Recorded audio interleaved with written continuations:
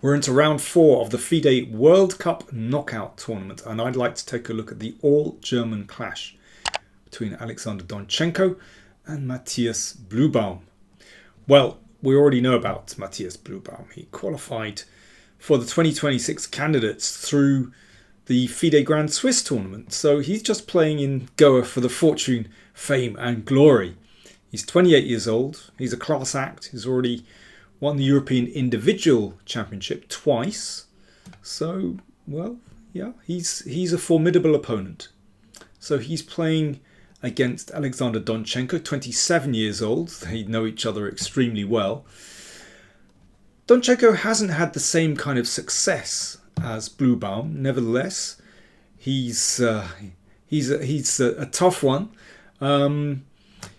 Defeated Anish Giri convincingly in the previous round. So, I think it's always difficult when players know each other very well. Blübaum, no doubt in my mind, is the favourite in this match.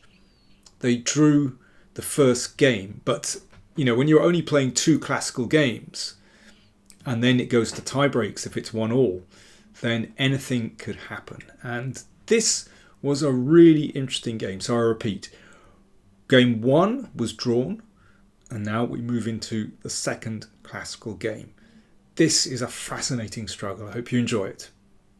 Donchenko started with c4, and it quickly went into a queen's gambit, declined, and Blübaum went for this tricky move order, or a clever move order.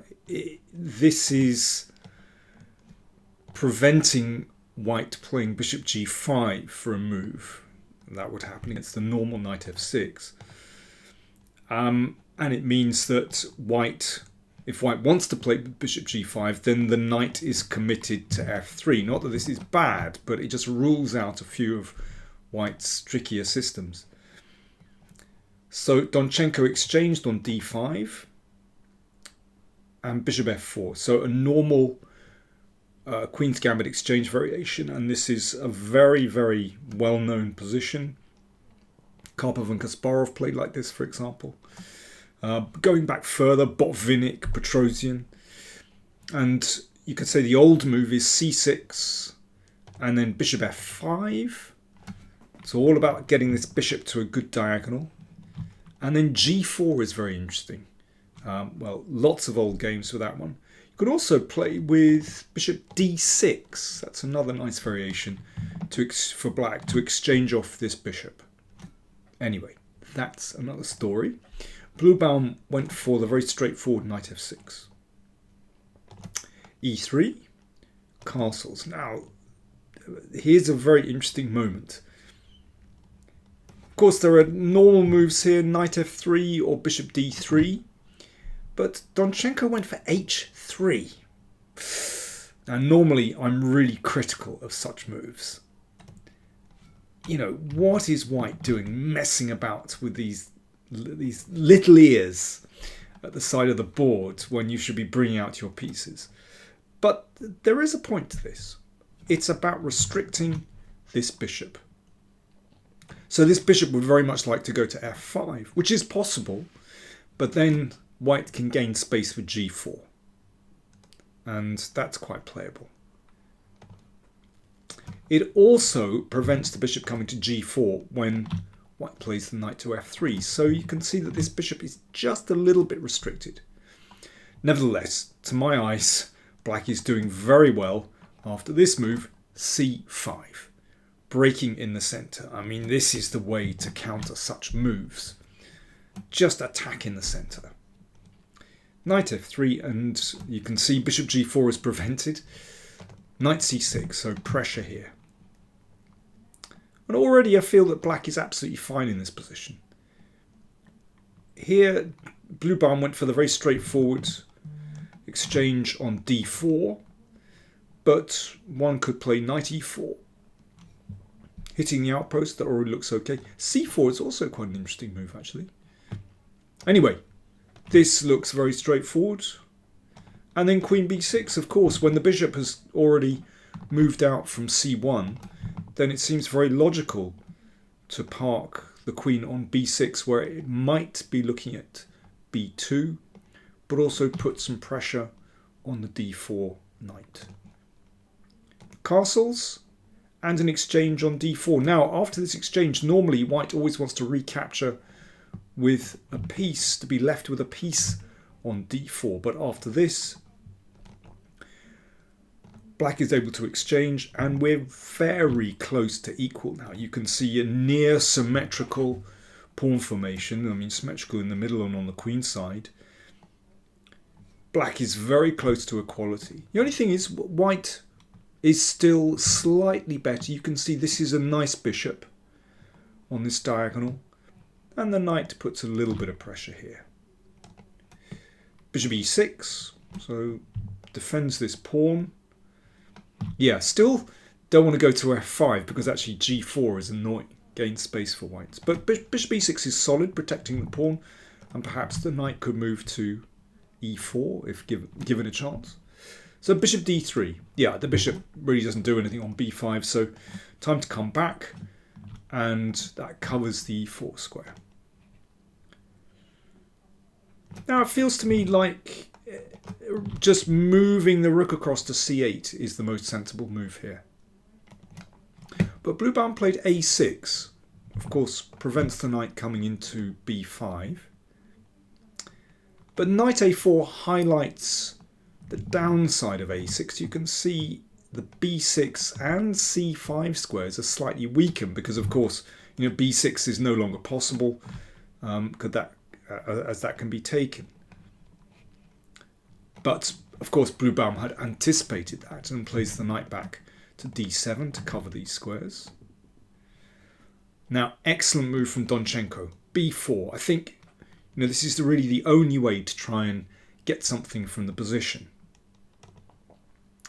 And black is under a bit of pressure. You don't really want to take, because then the rook is going to recapture on b7. If b5, then the knight comes in here. Looks quite nice, although this is tricky. Black can still play for this kind of thing, but white's pieces, these pieces are better than these pieces. So white is still a little bit better here.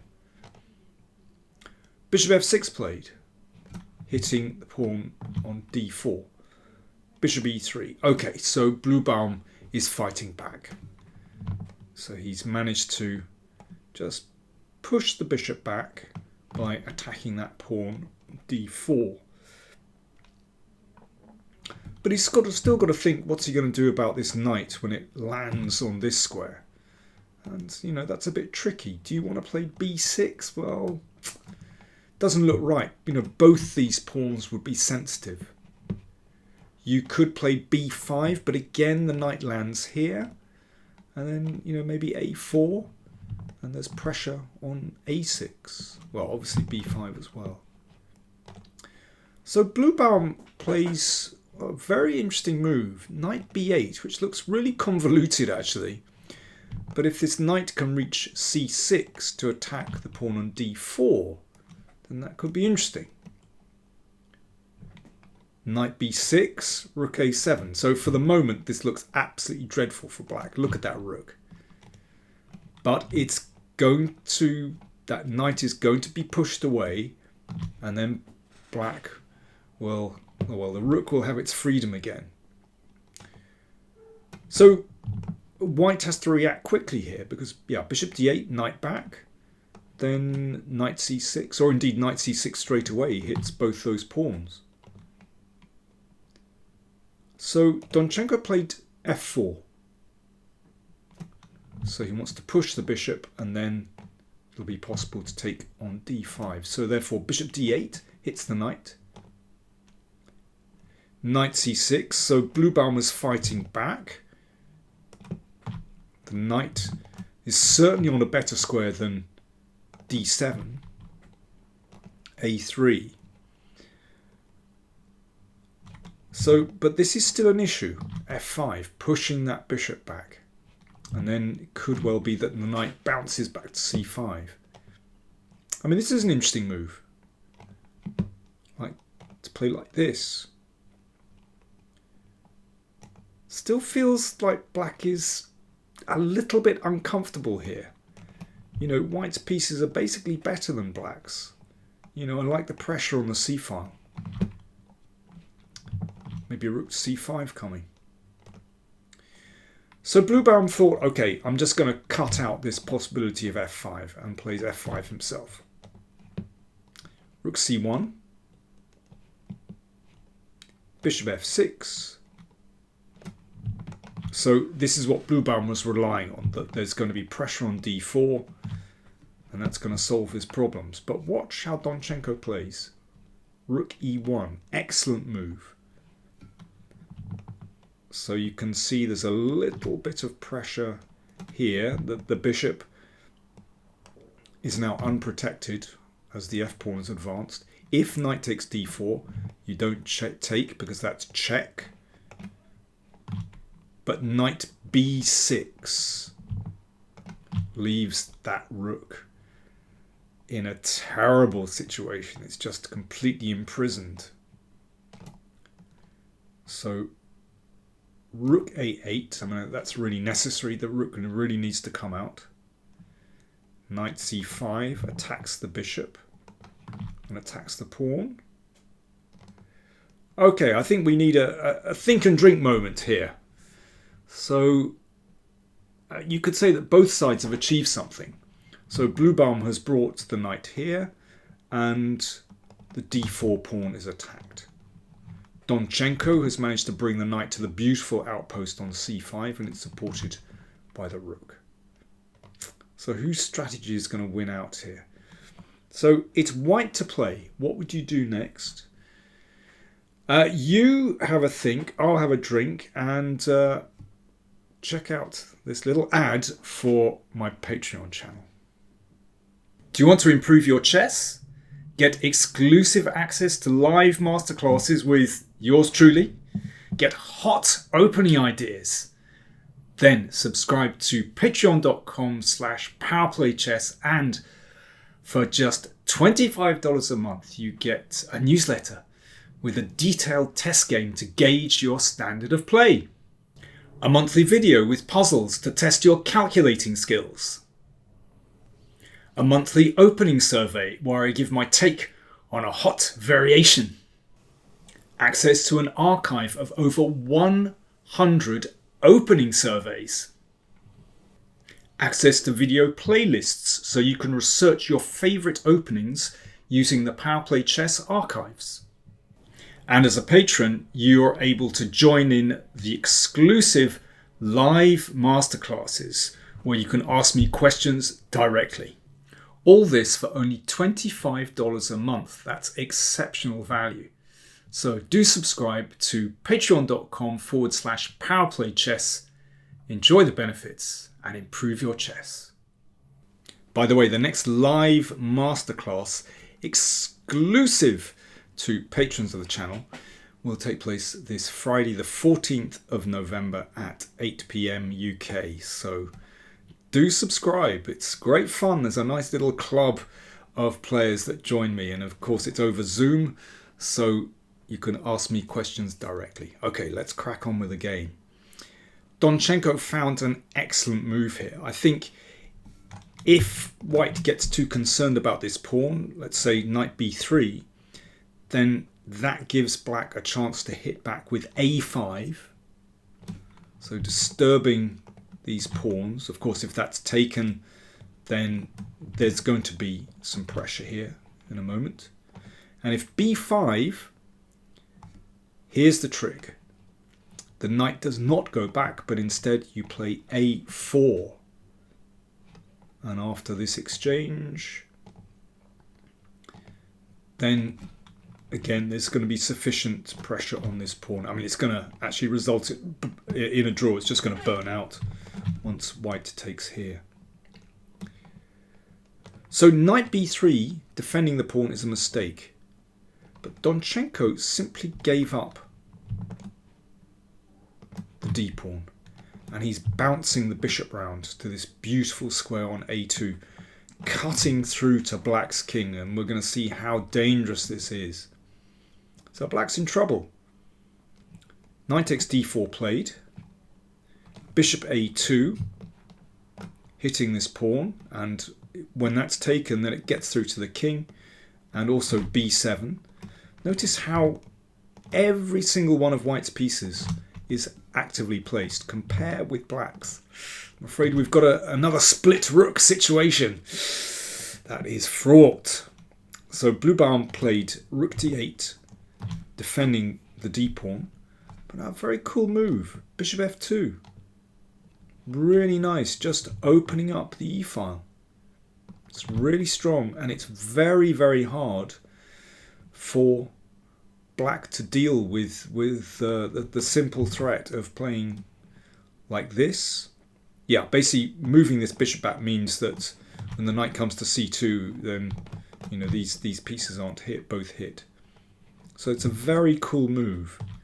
Very hard for black to free himself here. For example, b6, knight a4 doesn't really improve matters. Then rook d1. Let's say knight here. Bishop takes check. Bishop takes b6. You can see that these pawns are just too vulnerable, and black's pieces are dreadfully placed. So Blübaum played king f8. Looks natural to step away from the bishop's diagonal. Then knight a4. Knight wants to come in on b6. And yeah, it could be that this move is happening as well. b5. Knight b6. And knight takes d5. So the pawn has been recovered. And this knight, well, and obviously the bishop, are just targets for white's pieces. I repeat, every single one of white's pieces is looking so strong here. Rook d6. There's not a lot that black can do here. Knight takes. So if rook takes, then bishop takes knight. Pawn takes. The pawn structure is now dreadful. They're real targets. Now, there are a lot of good moves for white here. It feels very natural to move the rook to the 7th rank. It's a good move. Then at least black would be able to close off the 7th rank. But Donchenko played a really cool move. King f1. And actually, the idea is that now there's a simple threat to play the rook to d1. And that pin would be fatal. Of course, if the rook moves here straight away, then this keeps black in the game. Very much so. So that's why king f1 was played, to prevent the check. And now that is a threat. So bishop b7 played. So that allows the rook to come here. But rook c7, and now there's no block on the 7th rank. Bishop came here. I mean, these pieces look impressive. Actually, they're doing nothing.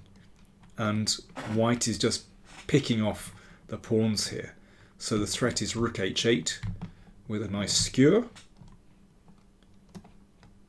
Rook d8 and a rook d1. I mean, look at all these pieces. They're actually beautifully placed. You know, the bishops have this crossfire. The rooks are cutting up the board. You know, here and on the 7th rank and here. It's the perfect combination of rooks and bishops. That rooks and bishops combine absolutely beautifully. And, you know, these pieces are just sitting ducks, really. Blübaum played the knight back to e6, but Donchenko realized that he could simply exchange pieces here. Of course, knight takes, then bishop c5. Look at that crossfire. Rook takes. And Donchenko has reached an endgame where he's a pawn up. And a very useful pass pawn that is too. And he has the two bishops. And on an open board, they are absolutely dominant. Let's have a look. Bishop c5 check. So they're slicing across the board. pushing the king further away, and then it's time for the rook's pawn to play a starring role. You can see it just wants to push all the way to the end of the board. And the game finished like this. That hits the pawn, that's defended easily. Doesn't matter if this is taken. Basically that pawn will push on, and then white's king comes over. Easy win for white. You can see that the king cannot approach this pawn. These squares are covered. So bishop d3 check, knight g7, bishop f7.